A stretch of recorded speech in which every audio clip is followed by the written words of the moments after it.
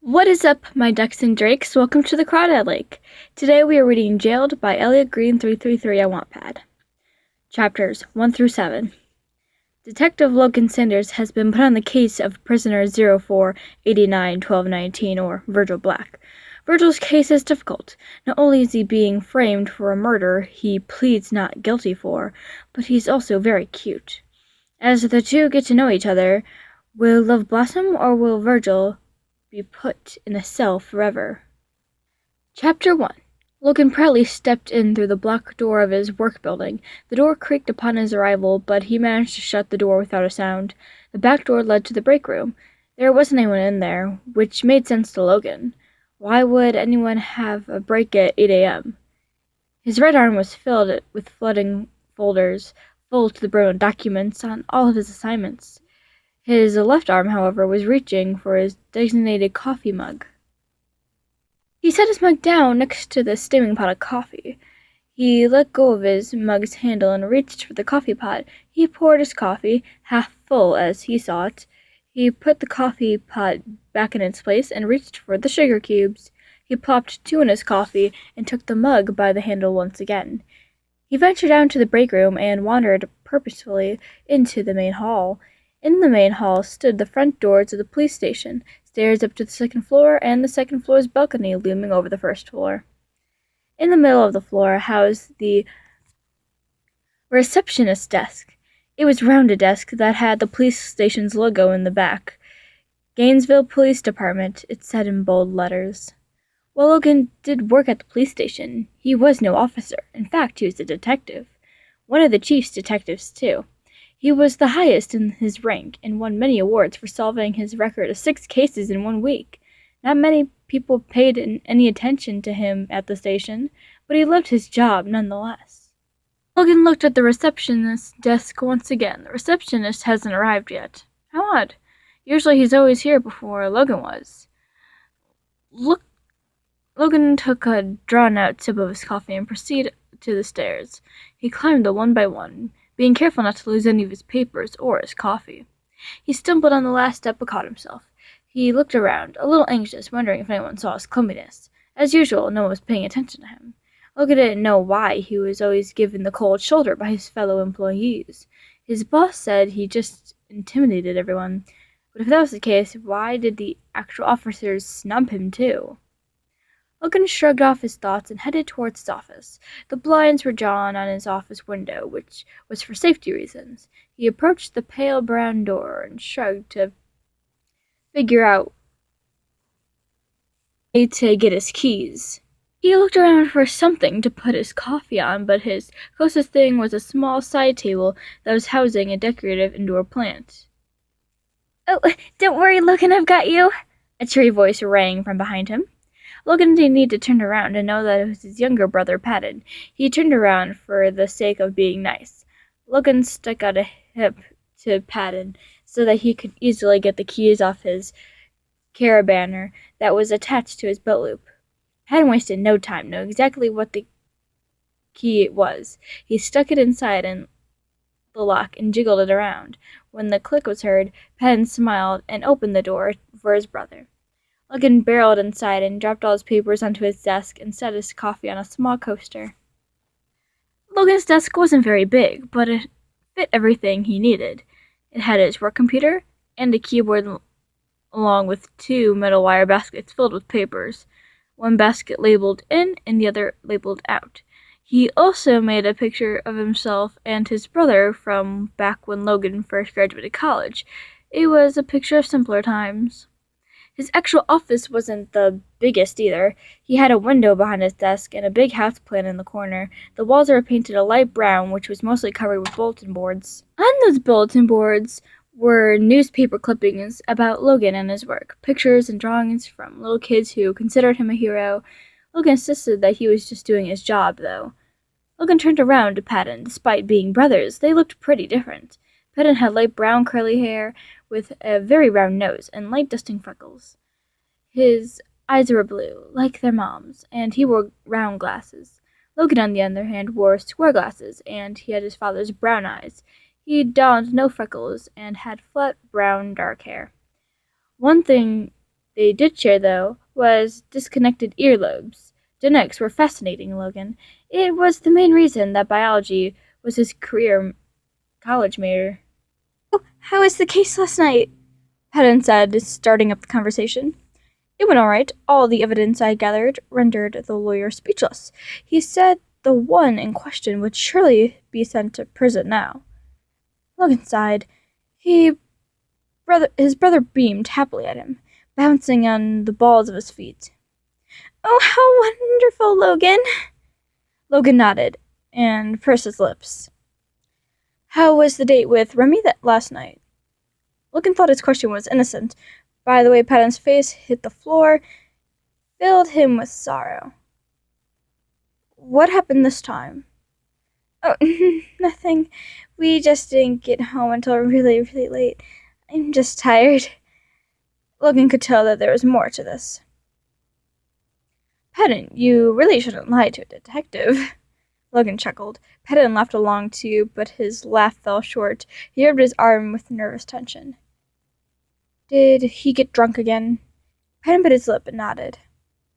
He tried to rape me again," Patton stuttered. Logan wasn't one for emotions, but he could feel the sadness radiating off of his brother. He laced his arms around his brother, and Patton returned it. He held in sobs, not wanting to cry into his brother's nice work shirt. Patton let go and stepped away from his brother. Logan rested his hands on Patton's shoulders. "You need to break up with him," he pleaded. I know," I responded. "You just have to do it when he's in a good mood." "The only time he's in a good mood is when he's drunk, Patton. You can't tell him then. He'll beat the shit out of you." "Language!" Patton whisper shouted. Logan took a breath and calmed down. He shook his hands out. "I wish you'd take my advice, Pat. You could file a police report. I can round up all the evidence, which you have plenty of, and he could be sent away for good," Logan pleaded. Patton was hiding behind his hands. His eyes were wet and shining. He sniffled and wiped his nose with his sleeve.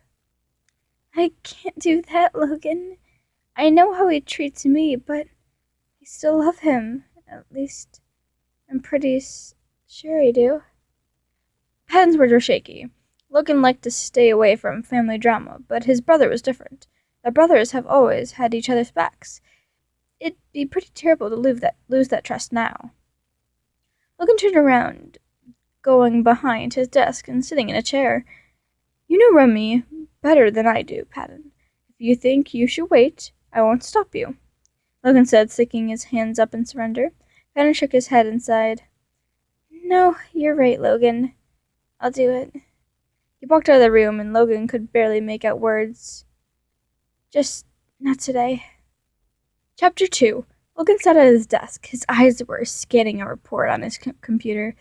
It was later in the day now. Many people had gone home, but Logan was determined to wrap up this case. Plus, he had some time to kill. Logan rubbed his tired face. His glasses were folded up neatly on his desk. When his day mainly consists of looking at a computer, he exchanges his vision for a horrible migraine later. Logan's face was only a few inches away from the screen. The font was so small, he reached over, took a sip of his water Patton had brought him earlier. The water wasn't really cold anymore, but it helped the desert-like throat. He typed in some of his final thoughts about his case in his notes. The case was pretty mundane. Someone robbed a store, he blamed his boss, he gets sent to court and says he's not guilty. Logan hardly had to read the case to know that this was the work of the local kingpin, Damien, lie, or deceit. But of course, it was his job to figure out if the defendant is telling the truth or not. He finished up his thoughts and shut down his computer for the night. He sighed and leaned back in his staff chair. His small clock that hung on the wall read 4:59. Another day, another $1. Logan stood up and grabbed his important papers he brought with him this morning and stepped out of his office. Taking his keys, the door locked behind him, he continued to trot down the many stairs. As Logan hit the ground floor, couldn't help but notice the reception's desk still had it left. He smiled and sauntered over to the busy worker. Logan caught the eyes of his brother, who turned his attention to him. "Clocking out?" Patton asked. "Yep," Logan nodded. Patton's desk was round and filled with pictures of knickknacks. Most of the photos were of himself and Logan, but one was of the big Sanders family reunion they did about 4 years ago. Even though the pictures were nice to look at, Logan's eyes were drawn to the new addition to Patton's desk. "They finally gave you a plaque for your name, huh?" Logan picked it up and inspected it from all angles. "Yeah, they spelled my name right this time," Patton cheered. Logan gave a small smile and set his plaque back down. Patton's eyes drifted away from Logan, stared at the front door, not really focusing on anything but his swarming thoughts. He turned back to Logan and sighed. "I want to thank you for what you said earlier, Logan." Patton started. Logan raised an eyebrow in confusion before Patton handed him a folder which read in bold letters on the cover, "Patton Sanders, rape charge against Remy Sandman." Logan smiled proudly at his brother, who returned a shy, nervous-looking expression. "I know it didn't seem like it, but this is a step in the right direction," Logan said. Patton agreed and went through the process of shutting down his computer. Logan and Patton always walked out together. Even on Patton's first day on the job, Logan waited for him. Logan had been working in the police office for 9 years, and Patton only 3 years. While they did have wildly different jobs at the police station, they loved being able to see each other every day. Patton grabbed his bag and stood up. Pushing his chair, he grabbed a big set of keys, and as they approached the main exit, Patton opened the door for Logan, who nodded his head in thanks and stepped out. Patton followed, shutting the doors firmly before taking his keys to lock the door. He then put the keys in his pocket, and the two began walking around the building to the staff parking lot. Patton skipped alongside Logan, humming an unfamiliar tune. They rounded the corner, and Logan scanned the parking lot. "Where's your car, Pat?" he asked, slightly nervous. Remy insisted on taking the car today," Patton answered. Logan's eyes narrowed. "His work is a 15-minute walk from the apartments." "But a 3-minute drive. It's fine. I took the bus." Patton finished. Logan sighed and tapped his foot. Logan was so conflicted. How could Patton not be annoyed by everything his boyfriend was doing to him? "You need a ride home?" Logan questioned, digging for his key. Patton nodded slowly as they proceeded to Logan's old car. "I don't get it," Logan blurted. "How could you let Remy walk all over you like this?" "Love makes you do strange things," Patton suggested. Love. The word made Logan shudder. Such a useless emotion, in his opinion. How can the minds be so easily fooled by one human being? Logan locked his car, and the two got inside. They shut the doors, but Logan hesitated when it came to putting the key in the ignition. "What's up, Lo?" Patton asked. "I just remembered. An appointment with Connie this evening." He looked at Patton, who sighed in sadness. "That's okay. The bus isn't that bad." Patton started before he could open the door to leave. Logan grabbed his arm. Patton looked between his hand and his brother's face. "What I mean is, I think you should come." Patton's gaze shifted from afraid to confused. "Look, Patton, you can't hide the pain Remy is causing you. It's about as plain as day.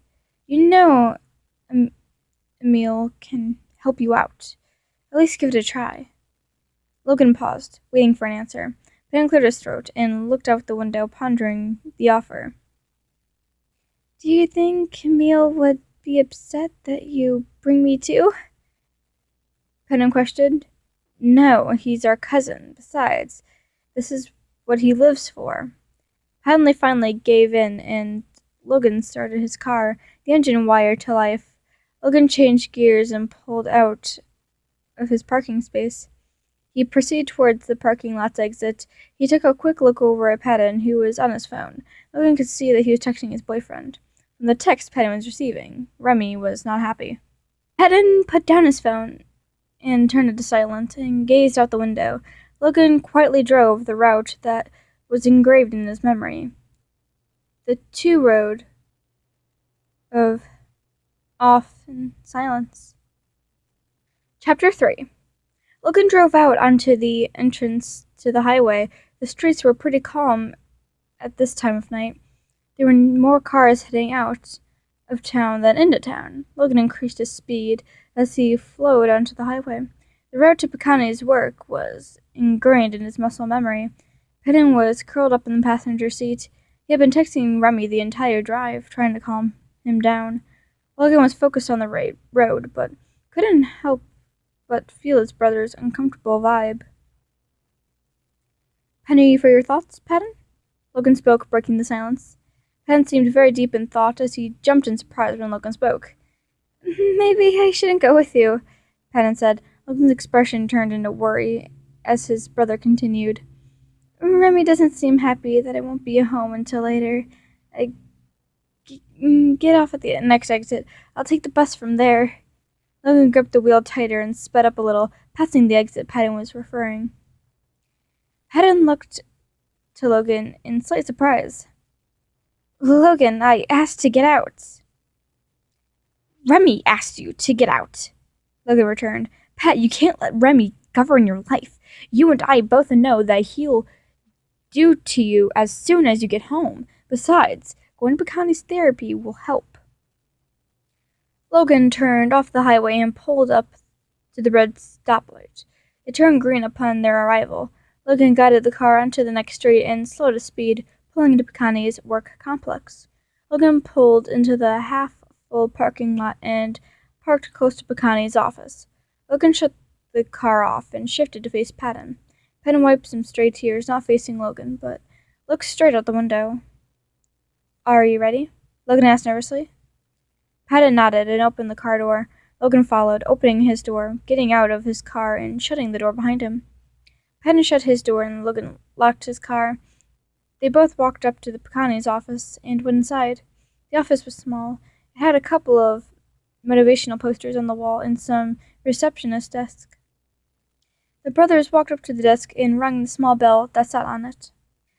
As soon as the bell rang, a face hidden behind some thickly rimmed glasses poked around the corner. Logan smiled at his cousin, who was making his way to the desk. Emil had a light pink blazer on, with a light brown shirt underneath it. He wore gray pants and had a clipboard resting in his bent arm. "Logan, Peden, it's been so long!" Emil exclaimed. He walked around to the two and gave them both warm hugs. Emil looked down at his clipboard and looked at his cousin, slightly curious. "Logan, I only have you as my client." "Yes, well, Peden is having some relationship issues. I thought it'd benefit if Peden had come along," Logan stated. Emil nodded happily. As Logan predicted, Emily would be happy to help. He led them back into one of the rooms. Peden and Logan sat next to each other on the therapy couch as Emil took a seat in his chair. He balanced his clipboard in his knees and messed with the pen in his hands. "Okay, Peden, we'll start with you," Emil said. Peden shifted oddly in the seat and cleared a start. He searched for his words. His hands were rattling, but he spat his words out anyway. "For about 4 months, I have been in a relationship with my boyfriend, Remy. He moved in with me during our 3rd week of dating because his landlord kicked him out. A couple of weeks after that, he got fired from his job. He was declining mentally and emotionally. I could see it.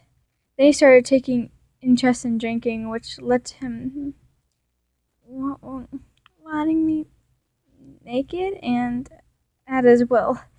Peden stopped and leaned into Logan, sobbing quietly. Logan grabbed his brother's soft hand, holding onto it lovingly. Emil tapped his pen on his chin. "If I may add any thoughts," Emil started, making Peden's face him through crying eyes.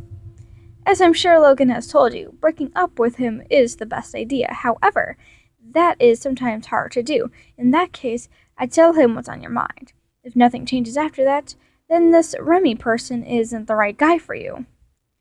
Emil smiled at Peden, and Peden nodded in exchange. He pushed himself up against his brother, snuffling. Emil had returned to Logan. clicking his pen ready to write. "Now, how's work, Logan?" "It's fine. The chief said I should take some more days off, but I don't want to." "Fail again." Logan's words caught his brother's attention. He looked between him and Emil, begging for answers. "Well, I think your chief is correct. I know how you feel about missing work, but the world won't collapse without you. You just have to remind yourself of that." Logan nodded and sighed. His head was hurting, trying to wrap his head around missing work again. Logan stood up in his chair, Patton following. They both hugged their cousin again and left the complex. They walked back to Logan's car in the breaking of silence. They got to the car, Logan unlocked it, and they both got in. Logan was about to stick the key in the ignition. "Hello?" Patton questioned. Logan stopped. "Are you still stuck on Mom and Dad?" Logan sighed and fell back into his seat. He put his hands on his forehead, trying to clear his mind. He'd been going to Emil ever since the accident happened. Nothing has helped. It seemed only stacking more work on top of his already busy life helped him. "Yes, Patton, I am," Logan admitted. Patton's shoulders slumped. "You know, it wasn't your fault." "I get that, Patton," Logan snapped. Patton flinched and Logan felt his guilt swim in his stomach. He put the key in the ignition and put on his seatbelt. Patton put his seatbelt on as well, and Logan drove out of the parking lot. Patton cuddled into his seat and slowly fell into restless sleep. Logan took a breath, secretly wishing he never brought Patton along. He knew Patton deserved to know that Logan felt awful about everything, but Logan was too far gone to save. He already blamed himself too much. Chapter 4. It was now the next day. Logan was sitting in the break room at his PlayStation, casually sipping his coffee and reading the local newspaper. His mind was swimming about the last interaction with his brother. To Pecani's, they drove home in complete silence. Logan dropped Patton off at his apartment, despite Logan saying he'd buy his younger brother a hotel for the night. Patton declined and disappeared into his tiny apartment building. Guilt flooded Logan from the moment he snapped at Patton to the moment he woke up that morning. He felt awful. He knew that his brother would forgive him, as that was in his nature, but Logan wouldn't forgive himself as easily. Logan took a sip of his coffee. The paper was the usual things: high school sports, updates on the town, comics, same old, Logan thought. He flipped to the next page, his eyes scanning the page for anything that could pique his interest. His eyes landed on a long article that almost made him choke on his coffee. The title read, "Breaking. Kingpin Diem Lie. Found dead. Was it murder or a misunderstanding?" Logan started reading it faster than he ever had in his life. He almost couldn't believe it. How could he have died? He had his own swarm of goons and workers. No policeman or murderer could have slipped past them. Logan brushed his hands through his hair. His thoughts were suffocating him. He folded the newspaper up, stood from his chair, and returned it to the small stack of newspapers and magazines that was next to the door. Logan walked out of the break room and headed back to his office. It was times like these Logan could say with full confidence that he loved his job. He always loved mysteries, working in his profession. He got to solve mysteries and get paid for it. It was a real winning situation. On his way back to his office, he bumped into someone. While deep in his thoughts, he turned around to apologize, but the man beat him to it. "Oh, sorry about that, sir," he said. Logan was facing Officer Roman Royal. He was tall and very muscular, with dark brown hair and faded blonde at the tips, which complemented his brown eyes. Roman smirked in happiness and pointed to Logan. "You're actually just the person I was looking for, sir," Roman continued. "Please," Logan said, almost caught off guard. "There's no need to call me sir. Logan will be fine." "Well, okay, Logan," Roman joked. His smiling demeanor turned around. "But I do actually need you for something. Why don't you follow me?" Logan nodded and followed the officer. They walked downstairs and into a room with small gray walls and minimal lighting. Logan had hardly been in the room where the prisoners were. "You know about Damien Lie's death?" Roman asked. "Yeah, when did that happen?" Logan questioned in return. "Last night. I was at the scene. There wasn't much to go off. of rather than who we caught lurking around afterwards. Roman led him into a room that had two other officers inside that Logan didn't recognize. They were watching a young man from the next room over through the window side on the mirror. Logan could see the man very well from here, but he could tell he was very scared. "That's prisoner 04891219. We have no information on him." Logan took in the information, still watching the prisoner. Logan knew that he'd be able to coax information out of him. It was his job, after all. "I'd like to speak with him," Logan requested. Roman nodded and led him to the next room over. The door opened, and the man's head shot up. His eyes were stained red, and his pupils were shrunken in fear. His hands were cuffed together and wrapped behind the chair he was sitting in. He was also wearing a muzzle that pierced his skin. Logan's brow came together. "Take that muzzle off of him," Logan said calmly. "What?" Roman looked at him like he was crazy. Logan only cleared his throat and tried again. "He's not an animal, Roman. Take off the muzzle." Roman didn't fight him this time. He went ahead and removed the muzzle and left the room. Logan and the young man just looked at each other, neither of them not knowing what to say. "Thank you," the prisoner blurted. "Of course." Logan nodded his head. "May I sit here?" Logan said, directing his hand towards the seat across from the prisoner. He nodded, and Logan proceeded, taking a seat and getting a good look at the prisoner. He had scuffy brown hair and had a purple streak in it. His eyes were almost black, and he had a scar going across his left eye. He was already wearing one of those bright orange jumpsuits. Logan could almost see every bone in his body. He was so skinny. Logan could tell by his actions that the man had issues with anxiety. The way he kept looking around and biting his lips, it was hard not to notice. "Do you have a name?" Logan spoke at last. The prisoner shuffled in the seat, obviously uncomfortable. "Virgil Black," he muttered. "Nice to meet you, Virgil. My name is Logan Sanders." Virgil almost looked taken back by all his kindness Logan was giving him. Virgil nodded. His eyes drifted back down to look at the floor. "How did you know Damien lie?" Caution struck a nerve. Virgil shut his eyes tightly and shook his head. Logan panicked a little. "We don't have a lot to talk about if you don't want. He was my boss," Virgil said through shaky breaths. "He hated me. I was nothing in his eyes, just his little plaything that he could throw around and use whenever he felt like it." Logan could see the hate in his eyes. "Did you kill Damien?" Logan asked. "No." Virgil shook his head, snapping his head up to look at Roman straight in the eyes. "I didn't kill him, please, I didn't. I know they found me near him, but I was told by one of his other goons to go find him. I didn't know he'd be dead." Logan only nodded, looking blankly as he tried to piece the puzzle together in his head. "You think I killed him, don't you?" Virgil directed his question to Logan. Logan leaned back in his chair and sighed. "I don't know what to think yet, Virgil. I just know what you have told me," Logan said simply. Logan could already tell this wasn't going to be an easy case. Chapter 5. Logan left the prisoner's area with a full head of questions and an incomplete puzzle in his mind. The new case challenged everything he knew throughout his entire career. Not only was the case about the man he was been hurting for years, who was now dead, but also Damien taught his goons all he knew. So his old goons are just as sly and tricky as Damien was. So there was no way anyone was going to be able to question any more of Damien's goons again. Virgil seemed different than the others he had encounters with, though. He didn't seem loyal to Damien, or did he seem to join Damien's group of goons by choice?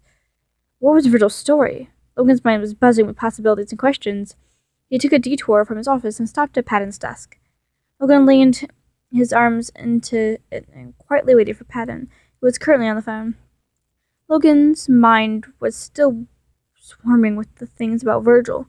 He was curious about his scar and what he meant by Damien's plaything. He wanted to help him.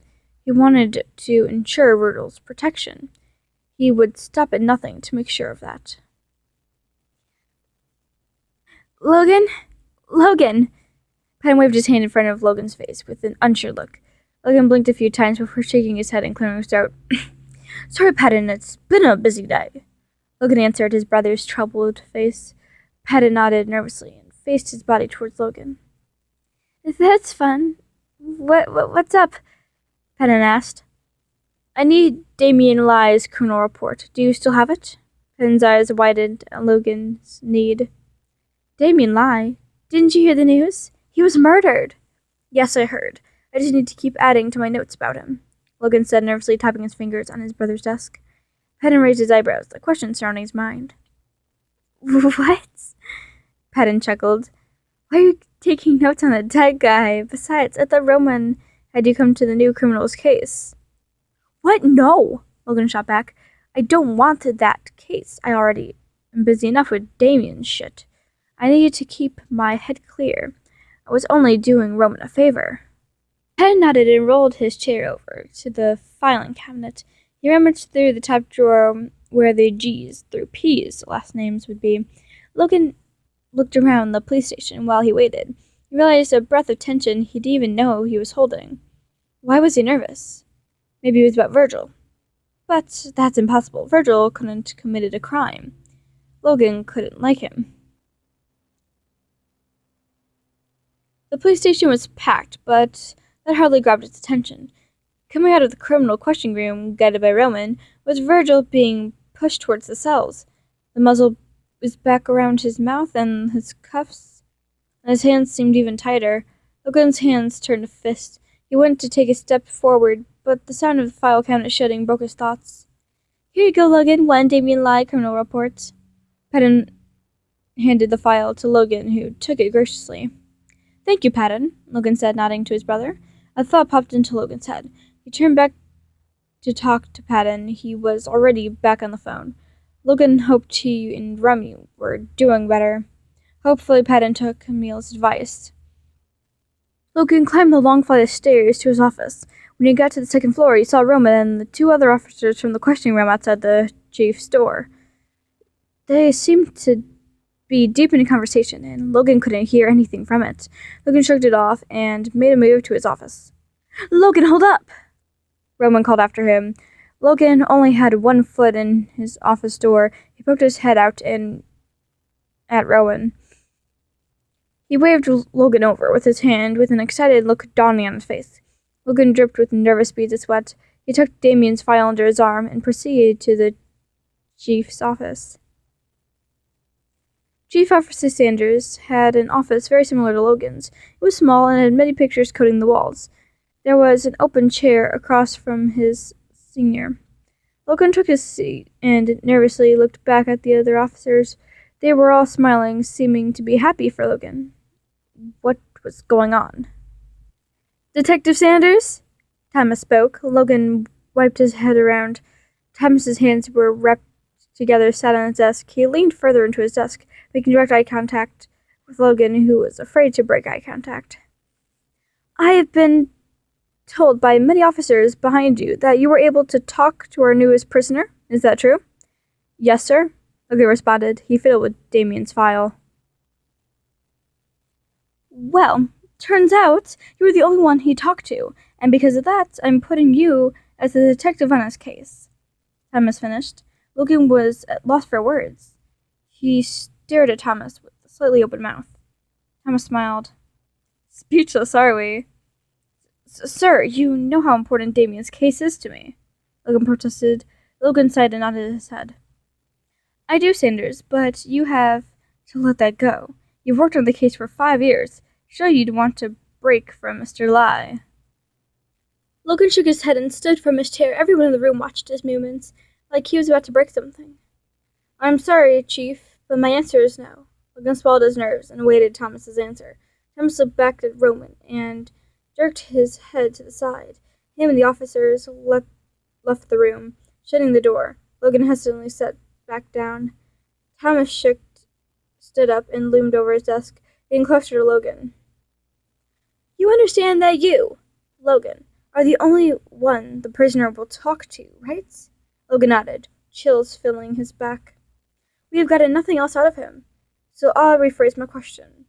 Take this new case, or else I will have to let you go. Logan sucked in a cold breath, his eyes frozen in shock. Thomas wouldn't. Thomas couldn't. But Logan knew Thomas was desperate for this.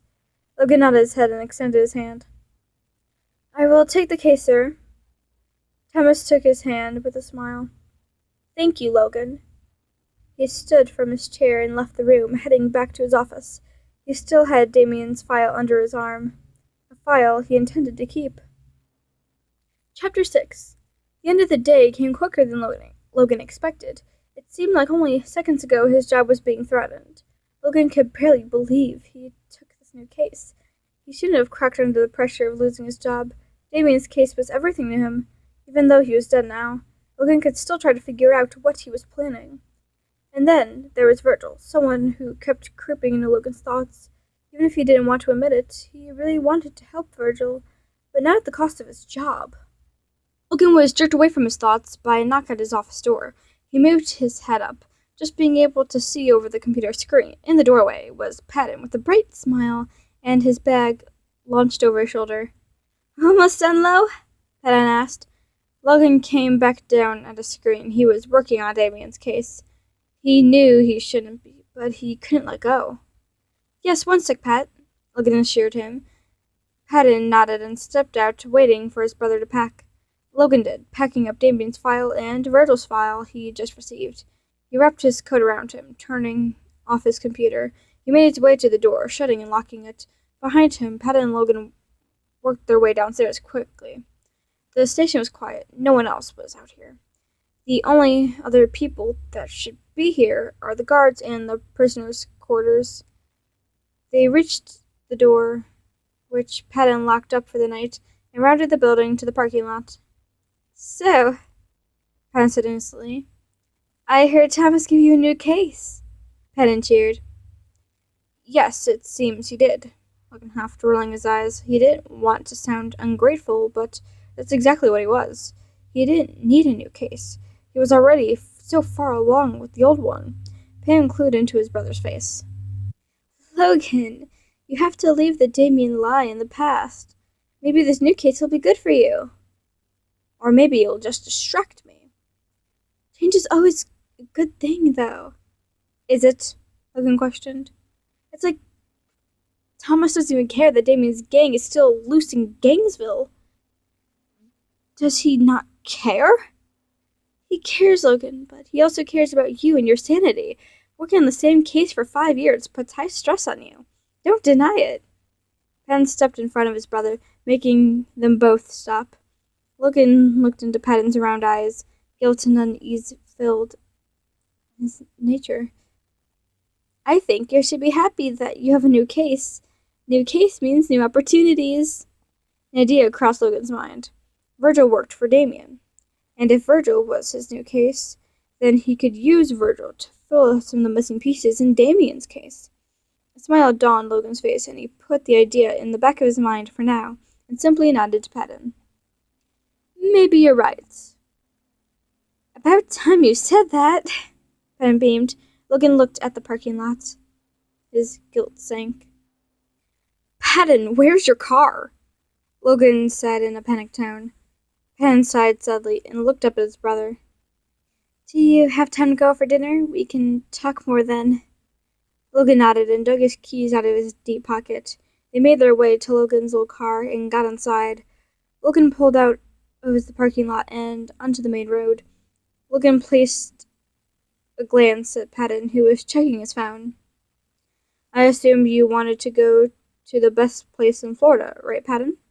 Logan smirked. Patton's face lit up quickly, and he looked at his brother.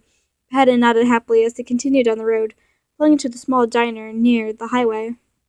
At the diner, they were seated quickly. The waitress handed them menus, which read in large letters, The Waffle House. Patton opened his menu, licking his lips at the very thought of their delicious waffles. Logan ordered a decaf coffee and a veggie omelet, while Patton ordered his hot chocolate and waffle stack. The waitress took the menus and left them to chat. Patton fidgeted with his napkin before addressing the elephant in the room. So I talked to Remy last night. I told him how I felt, and he wasn't really happy. He wrecked the place before packing his stuff, taking the car and leaving. Patton, that was the car grandfather gave you for your 18th birthday, Logan responded. Patton nodded sadly. I know, but at this point I'd rather not make a big deal out of it. He's gone, so... And I'm happy he is. Thank you for taking me to me last night. Logan nodded, happy that he could have helped his brother. You said he wrecked the place? Logan questioned. Yeah, I'm going to have to hire someone to clean it. I also need a new couch, Patton said, rubbing his neck. Why is that? He ripped my old one with a kitchen knife. Patton chuckled awkwardly. The waitress came with the meals. You could tell that they were fresh out of the oven, as the warm steam was still floating off of it. Patton loaded the syrup on it and ate up. Logan minded his manners a bit more and took small bites. They didn't really speak much other as they ate, just enjoying each other's company as well as their food. When they were done, Logan had eaten more than half of his omelet, and Patton ate 3 out of the 4 waffles had given him. The waitress came back around with the check. Logan almost had his card fully out of his pocket when Patton quietly slipped the money onto the table. Logan looked at Patton, kind of stunned. Please, Patton, this was my treat, Logan insisted. Patton rolled his eyes playfully. Can I not do one nice thing for you, Lo? Patton asked. Logan slipped his card back into his wallet, and the waitress took the money. Besides, Patton said, finishing his thought, it is your birthday. Chapter 7. Logan walked out into work the next morning with a good feeling about his day. After dropping Patton off at his apartment last night, Logan went home straight to work on the rough draft for Virgil's case. He also started to put more thought into his plan on how to get information about Damien from Virgil. He'd have to use his words carefully, as Virgil seemed to have PTSD from his time with Damien. However, Logan believed his plan was foolproof. He had 2 files under his arms, pouring himself a cup of coffee. The smirk on his face was growing wider. The more he filled his cup of energy-stimulating liquid. Once filled, he proceeded up the stairs to his office. He unlocked the door to his office and made his way to his old wooden desk. He placed his coffee cup down and took a seat in his chair, starting up his computer after a night of rest. He couldn't believe he was excited to start this new case. The idea was possibly being able to wrap up Damien's case once and for all made a smile slither up his face. The computer's beginning to glow with life. Logan typed in his password and entered his work case schedule for the day. Thomas had Logan set up a question Virgil again before his first court hearing the next day. Logan sipped his hot coffee, coming up with questions in his mind for Virgil, both about his case and about Damien. He set his coffee down and opened Virgil's file, reading deeper into everything he could. Name, Virgil A. Black. DOB, 12/19/1985. Hair color, purple. Dyed, eye color, dark brown. Logan wasn't too focused on physical description, though. His background caught his eye. Claimed to be kidnapped at age 15 by Damien Lay. They have been admitted to hospital many times, broken bones, cut open skin, bruises, and psychological damage. Has anxiety and depression, as well as trust issues. Logan's heart dropped slightly. The fact that he is trying to use Virgil to get more information about Damien. He mentally destroyed Virgil. There was no way Virgil would give up any information now. Logan pondered for a long minute. He revised his plan in his head. He was going to have to help Virgil to the very best of his ability to gain his trust. It was a cruel plan, but Logan knew it would work. You ready, Logan? Roman said from the doorway. Logan's head shot up from his computer. Roman's sudden presence startled him a little. Logan nodded and stood up. He followed Roman down the stairs and into the cell room. Logan hated it in there. Everyone the police ever caught was in there. Some were scary, some were murders, some were just crazy. Logan's posture shrunk in fear. He didn't understand how Roman could stand fearless against criminals. They stopped at the cell with 3 men inside. Their names were listed in the cell bars. Mattered to Logan was Virgil's. Logan couldn't see Virgil in his cell. He could only see the two men looming over something that was shaking and whimpering in fear. "Hey!" Roman shouted at the men. They turned around to see Logan and clearly see Virgil was quivering thing on the floor. He had blood running from his nose and tears flooding in his eyes. "Corners of the room, men! Black, you're coming with us," Roman commanded. The other two men did as they were told, trudging off to the corners of the cell where Virgil struggled to get up. Once he did, he limped over to the cell door that Roman unlocked. Roman grabbed Virgil's arm roughly and slammed the door cell shut.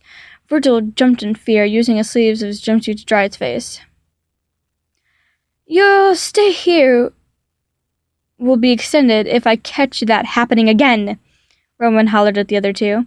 With that, they walked out into the cell chamber and into the questioning room. Roman threw Virgil inside the dull gray room, while Logan walked in behind.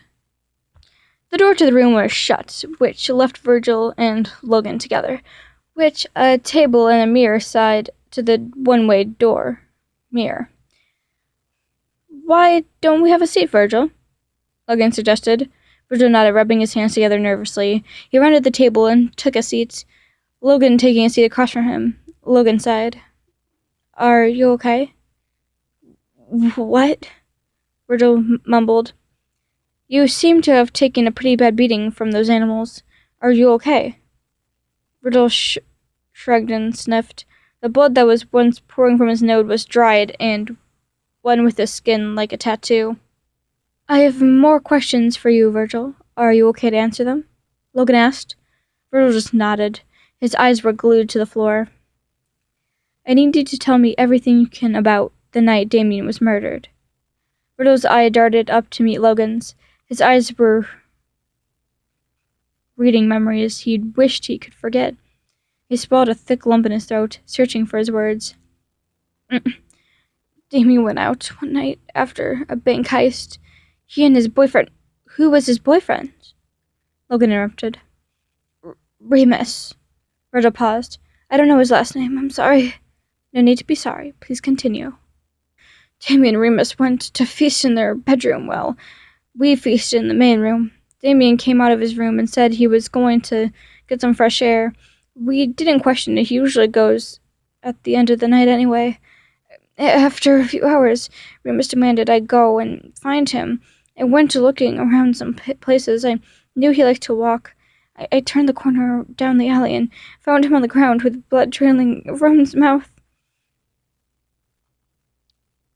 The police must have been following me, because all of a sudden their headlights were blaring in my face. They arrested me without any questions asked." Virgil wiped away new tears forming. Logan listened with a blank stare. One thing was clear to Logan. "You didn't kill him, did you?" Logan asked. Virgil shook his head. Perhaps this case was going to go by faster than he thought.